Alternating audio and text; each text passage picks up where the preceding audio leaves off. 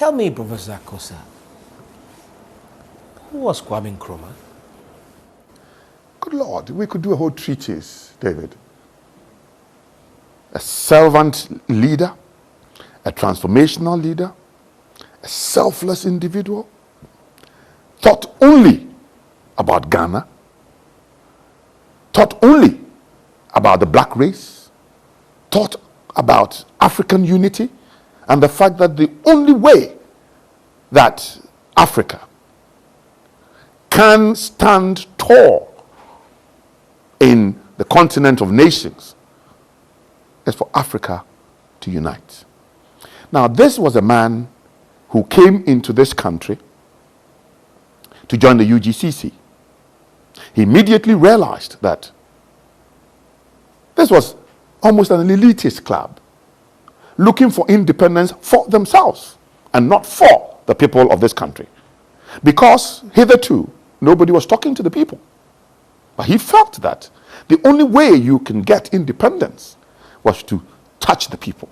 And therefore, he started a campaign to bring the issues of the UGCC to the people. And you know what? Compatriots started saying, why are you talking to these veranda boys and girls? These flotsams, these popinjays, these are very derogatory English words. And these are English words that come from the cognoscenti, you understand? You have got to be the kind of people who drink tea and point their little finger. They use those words. The Kwame Nkrumah was undaunted. He did his bit. And he realized that the animosity was getting too much. And therefore he broke out and formed the CPP. Now, one of the things that was dramatic was the fact that at the time the voting age was 25. And there were people like Kwesi Planche who were fighting hard to get the voting age to 21. And of course, the establishment opposed it. Why? Because they knew that the youth were on the side of Osagyefo Dr. Kwame Nkrumah. Of course, the voting age was reduced from 25 to 21. And what happened? 1951, won the elections. Today's Democrats opposed it. 1954, just a way of making sure that those who were establishment in Oxford and Cambridge, they got the right type of votes. Of course, they lost in 1954. Still did not accept the decision or the will of the people. Lost again in 1956. Again, we're very unhappy about the will of the people. They wanted a federal state.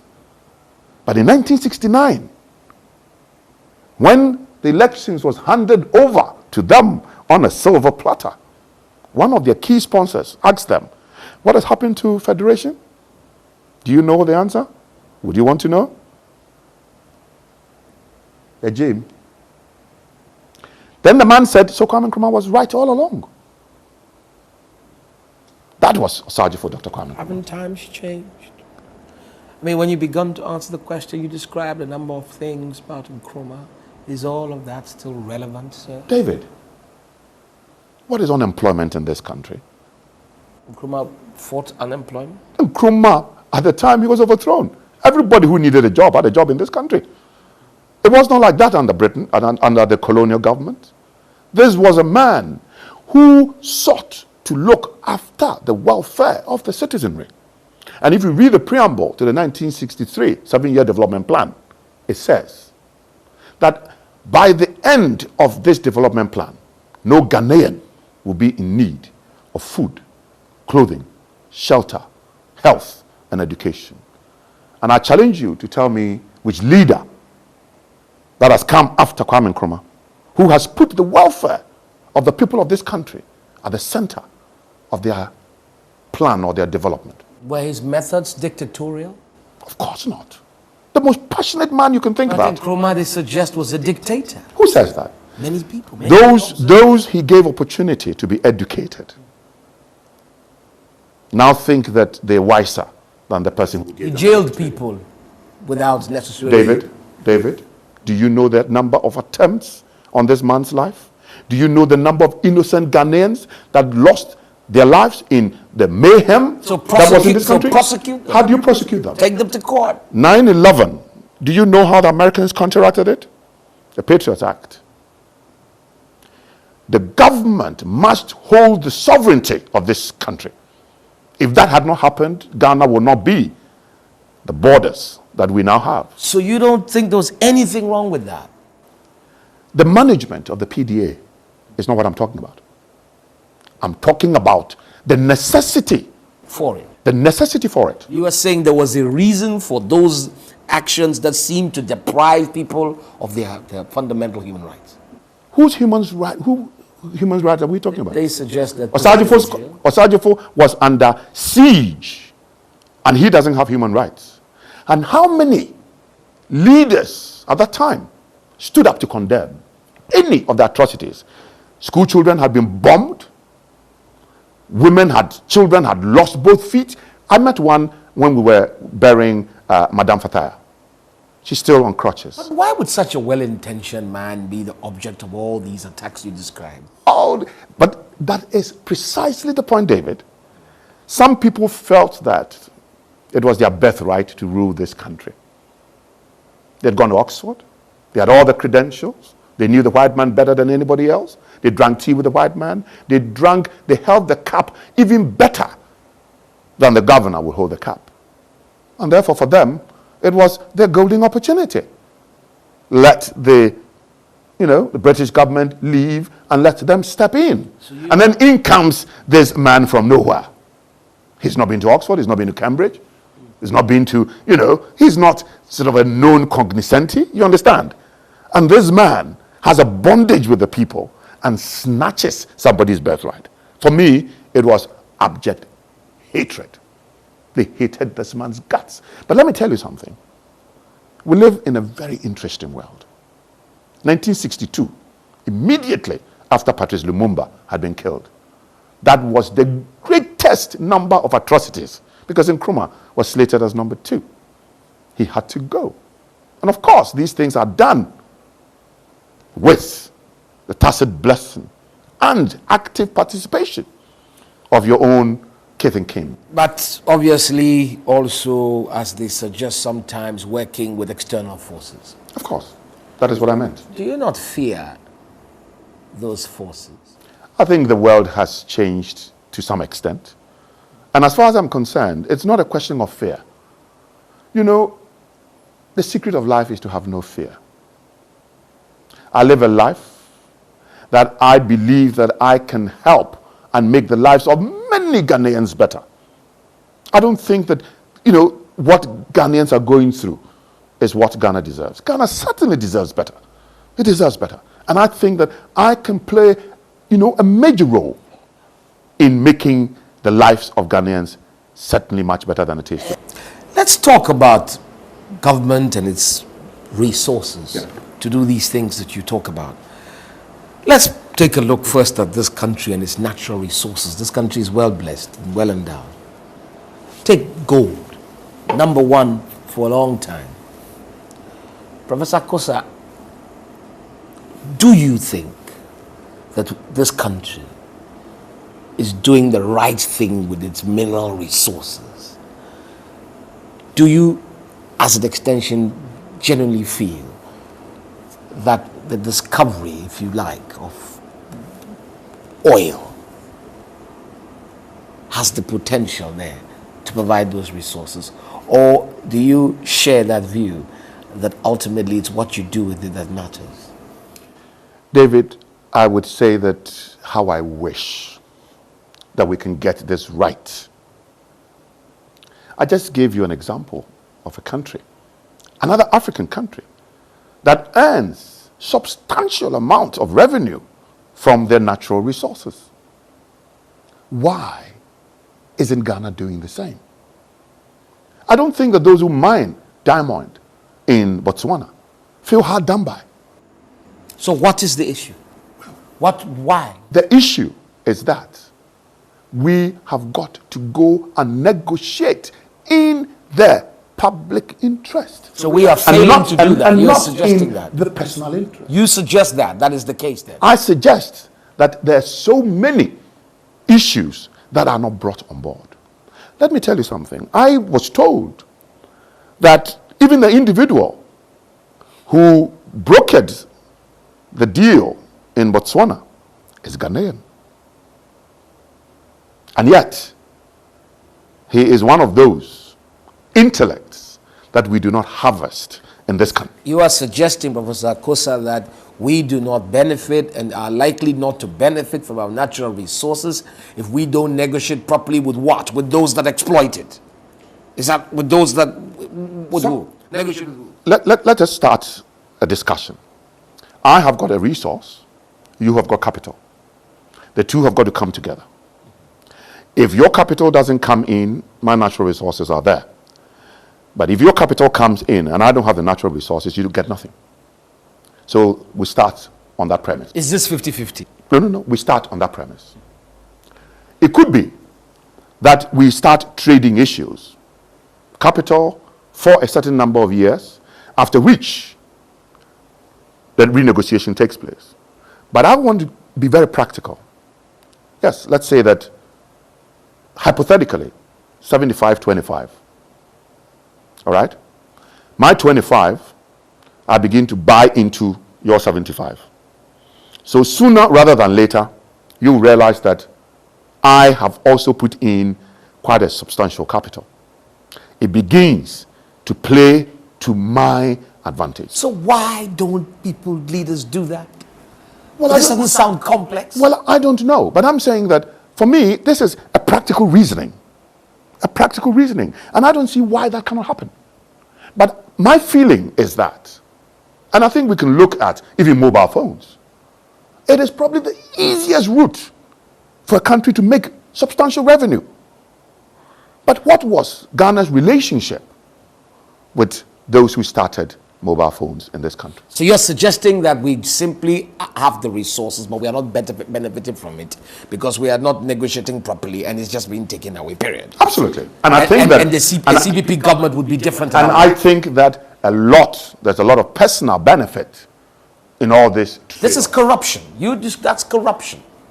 What word can you use for it other than that? What would you do then? Corruption has been with us for ages. It's not going anywhere.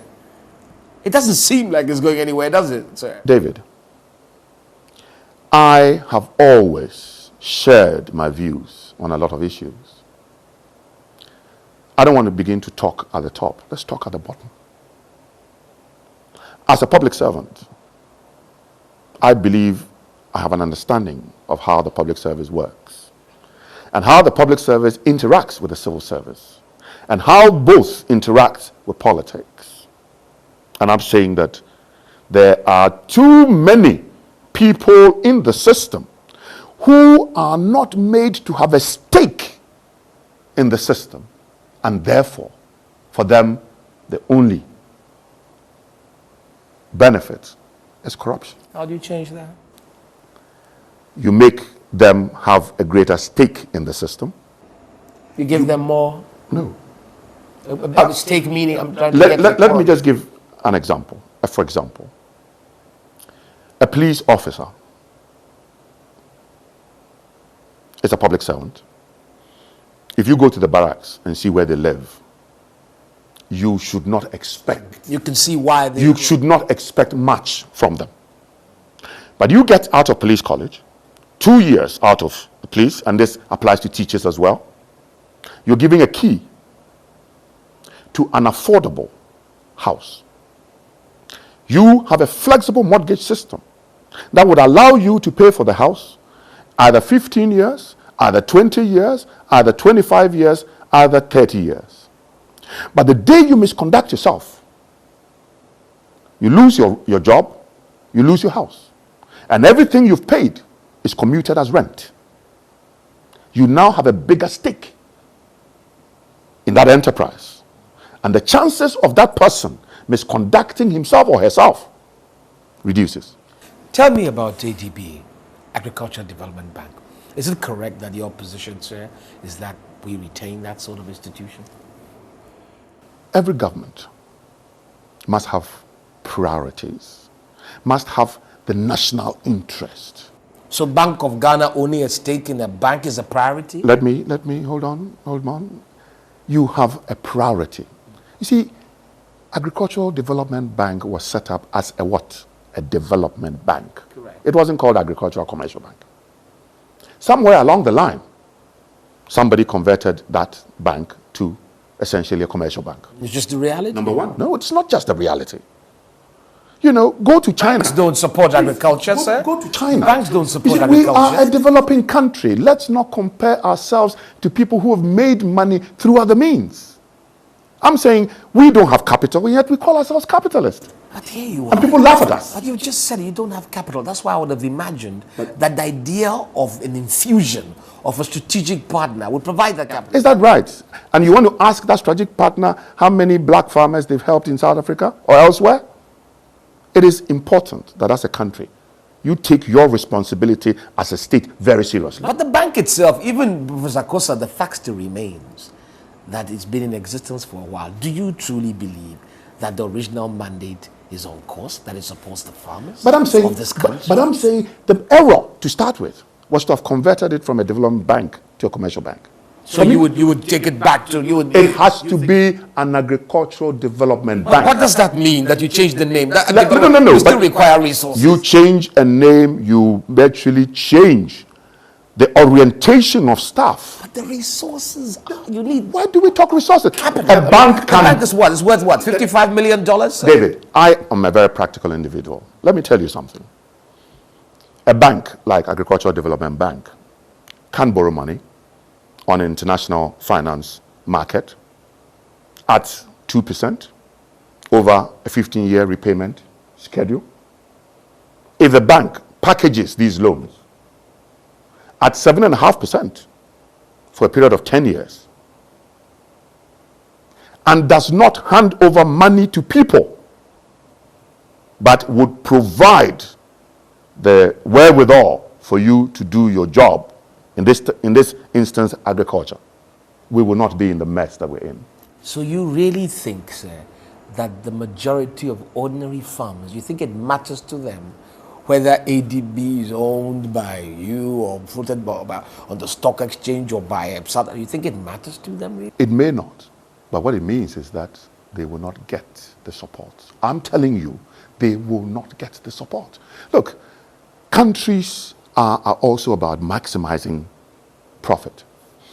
Why wouldn't South Africa want to export maize to Ghana? That's a question. Why would South Africa come and infuse money into Ghana and support farmers to provide maize so that you don't buy maize from South Africa? It's a commercial venture. If it's profitable for the bank, it will do it. And I'm telling you, apart from everything, there is also a national pride and a national interest. So you think this is strategic? And it is absolutely strategic. Agriculture is strategic. No, the bank. No. Agriculture certainly is strategic. Agriculture is strategic, and so is the development bank that feeds into that strategy.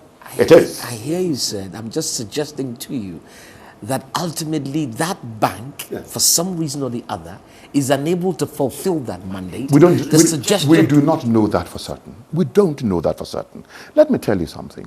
It is the orientation of people. When a Greek development bank started as a development bank, it was doing its support for banks, for agriculture. Then it got changed. Now, if it gets changed, then it is a question of now even coming for a loan, you need collateral, because that is a commercial bank. A development bank, what happens? And I'll tell you something. Look, this is how a country like Malaysia has developed. I'll give you a practical example. I had a classmate of mine. One of the things that we did was that we sat down and virtually discussed what we were going to do in future. And I told him that I was going to put up a diagnostic, total comprehensive diagnostic, complex when I come to this country. You know what he did? On one A4 sheet of paper, he wrote a comprehensive diagnostic laboratory for Malaysia. The venture capital fund that was set up by the state as an initiator looked at it and said, they don't have one here. We'll be interested in this. So now he's giving a venture capitalist, and between them they write a business plan. He did not write a business plan. He's a doctor, he's a pathologist, he doesn't know how to write a business plan. The point being, let me tell you, it was done. The bank accepted it. The bank appointed a project manager, a project accountant, a project lawyer, a project auditor. He was the chief operating officer. The whole thing was financed by the bank. He only received the salary. The point being, at the end of the day, there is a complex, comprehensive diagnostic center in Kuala Lumpur that is running, that employs Malaysians, all right, and is doing pretty well. This is government as an initiator. 5 years down the road, the whole business was handed over to him. His only collateral was his certificates, his basic medical graduate certificate, and his certificate as a diploma in clinical pathology and as a member of the Royal College of Pathology. So our governments are failing to facilitate the success of private businesses. Of course. And for me, if I say that give me 5 Ghanaian entrepreneurs who can match the likes of Dr. Issa Rose that I've mentioned, you won't get them. That is the role of the state. If the state has got to initiate, initiates. If it's got to sponsor, it sponsors. If it's got to facilitate, it facilitates. If it has got to, that is how developing countries move forward. What is the vision for Ghana, sir?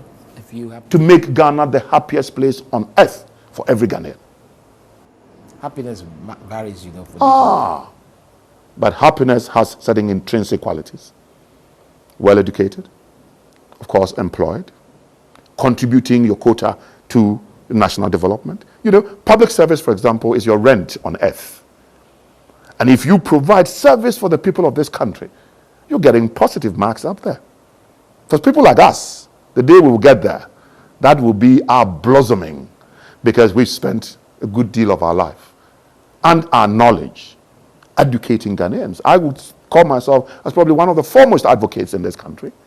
I did not sit down and keep my knowledge in my head. And that is why I say, Kwame Nkrumah said, of what benefit is education if it is not used to help the people? Prof. Agyeman Badu Akosa, thank you for coming. Thank you.